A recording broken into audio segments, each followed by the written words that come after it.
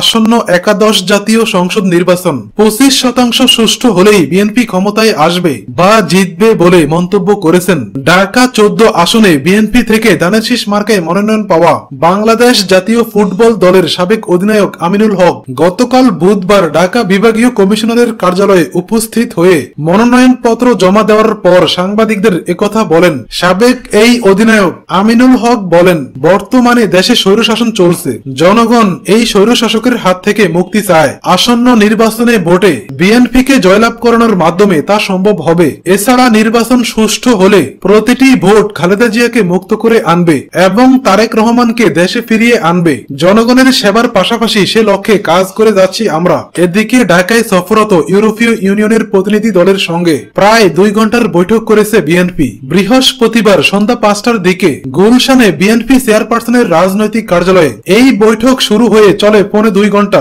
2.25 ঘন্টার এই বৈঠক শেষে কোনো পক্ষই সাংবাদিকদের সঙ্গে কথা বলেনি। তবে বৈঠক সূত্রে জানা গেছে ইউরোপীয় ইউনিয়নের প্রতিনিধি দলের সদস্যরা বিএনপির কাছে নির্বাচনের পরিবেশ সম্পর্কে জানতে চান। বিএনপির পক্ষ থেকে লিখিতভাবে নির্বাচনের সার্বিক চিত্র তুলে ধরা হয়। গাইবান্ধা 5 আসনের মনোনয়নপত্র জমা দেওয়ার সময় আওয়ামী লীগ প্রার্থীর সাথে 2 ওসির ফটো সেশন ইতোমধ্যে সর্বত্র আলোচনার ঝড় তুলেছে। তা সোশ্যাল মিডিয়ায় ছড়িয়ে পড়লে ব্যাপক তোলপাড় শুরু হয়। গতকাল বুধবার দুপুরে গাইবান্ধা 5 আসনের এমপি ও জাতীয় সংসদের ডেপুটি স্পিকার অ্যাডভোকেট ফজলে রাব্বি মিয়া মনোনয়নপত্র জমা দেওয়ার সময় এই ঘটনা ঘটে। তিনি সারঘাটা উপজেলার সহকারী রিটার্নিং কর্মকর্তা ও নির্বাহী অফিসার উজ্জ্বল কুমার ঘোষের কাছে মনোনয়নপত্র জমা দেন। অ্যাডভোকেট ফজলে রাব্বি মিয়ার সাথে ফটো সেশনে অংশ নেওয়া 2 পুলিশ কর্মকর্তা হলেন সারঘাটা থানার ওসি মোস্তাফিজুর রহমান ও পলাশবাড়ী থানার ওসি হিফজুর আলম মুন্সি। বিষয়টি নিয়ে ওসি হিফজুর আলম বলেন, আমরা সেখানে ছিলাম, আমাদেরকে ছবি তোলার জন্য অনুরোধ করা হয়েছে। এটি রাজনৈতিক উদ্দেশ্যে তোলা হয়নি, এতে নির্বাচনী নীতিমালা লঙ্ঘিত হয়নি। তবে এটি নিয়ে কেউ বিতর্কের সৃষ্টি করলে কারো কিছুই করার নেই। এমন ছবি সারা দেশে অনেকেই তুলেছেন।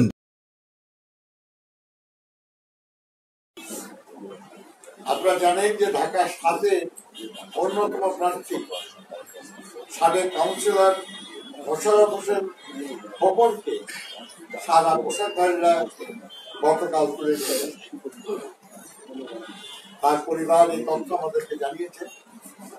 আমরা অবিলম্বে সুস্থ অবস্থায় তাকে তার পরিবারের কাছে ফিরিয়ে দেওয়ার দাবি জানাচ্ছি। বন্ধুরা,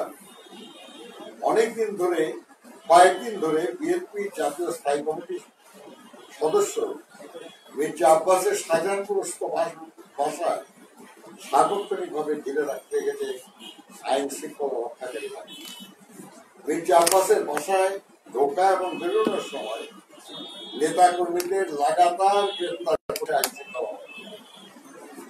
গত পরশু থেকে এ পর্যন্ত পল্টন থানার 13 নম্বর ওয়ার্ড বিএনপির আহ্বায়ক মোহাম্মদ মুন্না, মোহাম্মদ জেলাল হোসেন, কামাল, শরীফ খান, বৌদ্ধা থানা যুব মসজিদ মোহাম্মদ মেহরাজউদ্দিন মিসলাম, মিথুন মোল্লা, বাবু, শাহবাগ থানা প্রেস ক্লাব ইউনিট বিএনপি সাংগঠনিক সম্পাদক শিপন, শাহবাগ থানা জাসাসের সাংগঠনিক সম্পাদক মোহাম্মদ শরীফ পাঠান, ঢাকা মেডিকেল ইউনিট ছাত্রদল সভাপতি মোহাম্মদ আকিব, পল্টন থানা ছাত্রদল নেতা নোমান সহ সারা এলাকা থেকে কমপক্ষে 50 জন নেতাকর্মীকে গ্রেপ্তার করেছে আইন শৃঙ্খলা রক্ষা বাহিনী। আইন শৃঙ্খলা রক্ষা বাহিনী কর্তৃক মির্জা আব্বাস সাহেবের বাসায় সর্বক্ষণ ঘিরে রাখার ঘটনা আমরা তীব্র নিন্দা এবং প্রতিবাদ জানাচ্ছি।